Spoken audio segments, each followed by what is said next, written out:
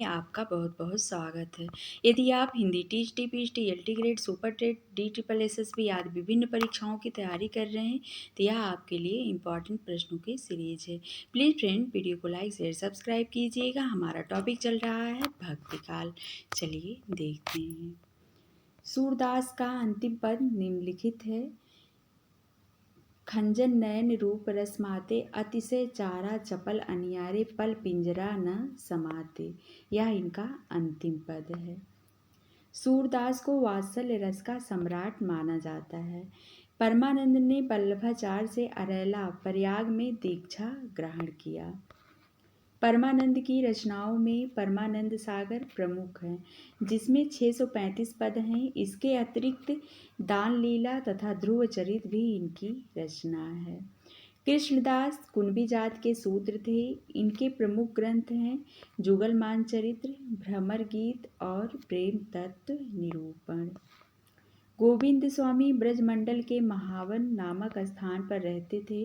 गोविंद स्वामी जहाँ रहते थे वह स्थान गोविंद स्वामी की कदमखंडी नाम से प्रसिद्ध है। अकबर के नवरत्न में तानसेन गोविंद स्वामी से संगीत गायन की शिक्षा ग्रहण करते थे। इनके पदों का संकलन गोविंद स्वामी के पद नाम से प्रसिद्ध है। छीत स्वामी बीरबल के पुरोहित थे। पुष्ट मार्ग में दीक्षित होने के बाद एक गोवर्धन पर्वत के निकट पुंछरी नामक स्थान पर तमाल वृक्ष की छाया में रहते थे। इनकी स्फुट रचनाओं का संकलन पदावली नाम से प्रसिद्ध है। चतुर्भुज दास प्रसिद्ध अष्टछाप कवि कुंभन दास के कनिष्ठ पुत्र थे। चतुर्भुज दास के स्फुट पदों का संकलन चतुर्भुज कीर्तन संग्रह, कीर्तनावली और दान लीला नाम से प्रकाशित है। अष्टछाप के कवियों में नंददास का स्थान काव्य सौष्ठव और भाषा की प्रांजलता में सूरदास के बाद है। नंददास के ग्रंथ पद संख्या एवं कथ्य निम्न है। ग्रंथ और पद संख्या, कथ्य विषय। अनेकार्थ मंजरी 228 पद हैं। इसमें पर्याय कोश है या मान मंजरी अमर कोश के आधार पर लिखा गया पर्याय कोश है। सुदामा चरित श्रीमद् भागवत की कथानक पर सुदामा कृष्ण के सख्य भाव का वर्णन है। रस मंजरी 270 इसमें छंद हैं, नायिका भेद से संबंधित है। रूप मंजरी यह लघु प्रेमाख्यानक काव्य है। बीरा मंजरी में 147 पद हैं। नायिकाओं का वर्णन, बीरा वर्णन इसमें 12 मासा भी है। प्रेम 12 खड़ी, श्याम सगाई 63 इसमें पद हैं। श्यामा श्याम की सगाई। रुक्मिणी मंगल 90 पद हैं। इसमें विवाह काव्य है या भंवर गीत 216 पद हैं। सगुण और निर्गुण पर गोपी और उद्धव का संवाद है। रास पंचाध्यायी कृष्ण की रासलीला का अनुप्रसाद युक्त साहित्यिक भाषा में वर्णन है। सिद्धांत पंचाध्यायी कृष्ण की रासलीला का वर्णन। दसम स्कंद भाषा 1700 है। इसमें पद श्रीमद् भागवत के दसम स्कंद का पद्यमय अनुवाद है। रास पंचाध्यायी रोला छंद में लिखा गया है। वियोगी हर ने इसे हिंदी का गीत गोविंद कहा है। यह 5 अध्याय में विभक्त है।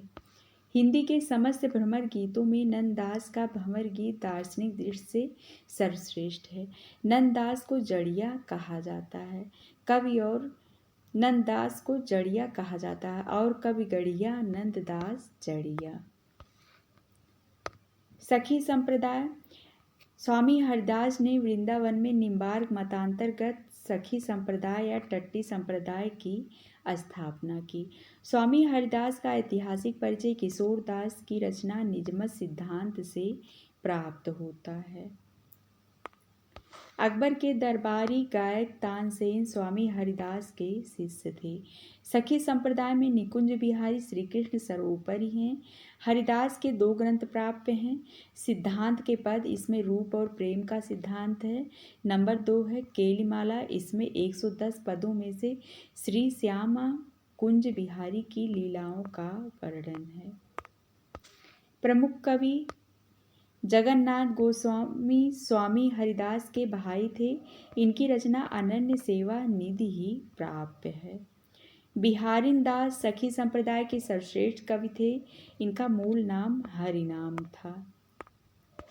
बिहारिन दास को सखी संप्रदाय में गुरुदेव नाम से पुकारा जाता है। ये जगन्नाथ के पौत्र और बीठल विपुल के शिष्य थे। इनकी रचना बिहारिन दास जी की वाणी के नाम से प्रसिद्ध है, जिसमें इन्होंने नित्य बिहार को सर्वोपरि स्थान दिया है। बीठल विपुल को नाभादास ने रस सागर की उपाधि दी है। बीठल विपुल को केवल 40 पद ही मिले हैं। नागरीदास बिहारिन दास के शिष्य थे। इनकी लिखी 20 साखियाँ, 42 चौबीले, 39 कवित्त, सवैया तथा 70 पद प्राप्त हैं। सरंसदास नागरीदास के छोटे भाई थे। इनकी रचना कुल 66 छंदों की है, जो अष्टाचार्यों की वाणी में सम्मिलित है। गौड़ीय संप्रदाय है। गौड़ीय संप्रदाय के प्रवर्तक कृष्ण चैतन्य महाप्रभु हैं। चैतन्य महाप्रभु का मूल नाम विश्वंभर मिश्र था। घर में इन्हें निमाई और गौर या गौरांग नाम से पुकारते थे। चैतन्य मत का दार्शनिक सिद्धांत अचिंत्य भेदा भेद कहलाता है। आगे हैं प्रमुख कवि। राम राय प्रारंभ में बल्लभ मतानुयायी विट्ठलनाथ के शिष्य थे, किंतु बाद में जगन्नाथपुरी में श्री नित्यानंद से दीक्षा ग्रहण की। राम राय हैं संस्कृत तथा ब्रज भाषा दोनों के ही पंडित थे।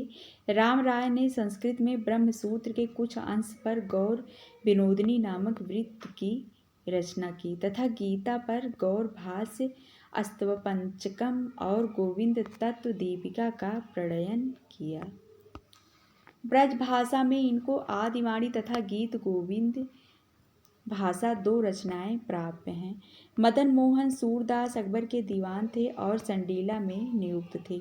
बाबा कृष्णदास ने इनके 105 पदों का सुहृद बानी शीर्षक से संग्रह किया। गदाधर भट्ट ब्रज भाषा के सुप्रसिद्ध कवि तथा भागवत के अद्वितीय वक्ता थे। गदाधर भट्ट रघुनाथ भट्ट गोस्वामी के शिष्य थे। चंद्रगोपाल राम राय के अनुज थे। इन्होंने संस्कृत तथा ब्रज दोनों भाषाओं में ग्रंथ लिखा, जो निम्न है। ब्रज भाषा और संस्कृत।